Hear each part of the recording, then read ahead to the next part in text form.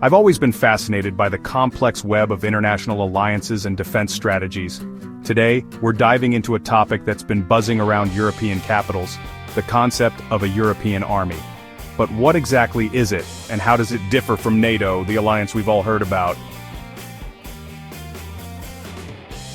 The idea of a unified European military force has been floating around since the 1950s, but it's never really materialized. Unlike NATO, which is a well-established alliance, the European army is more of a concept. You've got 27 EU countries, each with their own military traditions, equipment, and most importantly, national interests. Imagine trying to get all of them to agree on a single military strategy. It's like herding cats, but the cats are armed and have centuries of complicated history with each other. The North Atlantic Treaty Organization has been the backbone of European defense since 1949.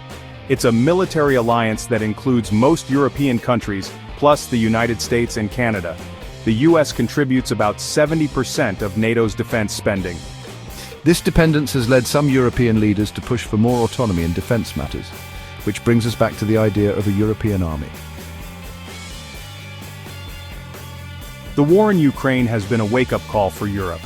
Many European countries have dramatically increased their defense spending and are looking for ways to work together more closely. The US has been a major supporter of Ukraine, providing billions in military aid. This uncertainty is fueling the push for what's called strategic autonomy. Basically, Europe being able to defend itself without relying on the US. This conflict has exposed the vulnerabilities in European defense and reignited discussions about military cooperation. We need a united front to ensure our security. We remain committed to European security, but we understand the desire for strategic autonomy. While a European army isn't imminent, EU initiatives are increasing military cooperation. The future balances NATO and EU-led initiatives, complementing rather than replacing each other. US support for Ukraine has strengthened its position in European defense. Our goal is to improve coordination and develop joint defense capabilities. NATO remains a crucial pillar of European defense, working alongside new initiatives. Our support for Ukraine demonstrates our commitment to European security. This conflict has accelerated discussions on European defense cooperation. Europe's security future will likely involve a mix of NATO, EU initiatives, and national efforts.